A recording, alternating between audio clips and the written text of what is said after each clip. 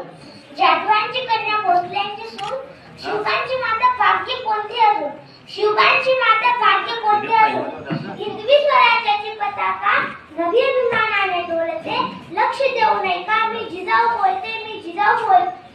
आमचा जन्म जाधवाच्या घरी झाला तेव्हा आनंदाने दार रांगोळी काढण्यात आली तोरण लावण्यात गेली हत्तीवरून सागर वाटण्यात आली तेव्हा आमचे नाव जिजा असे ठेवले आईच्या इच्छेखातर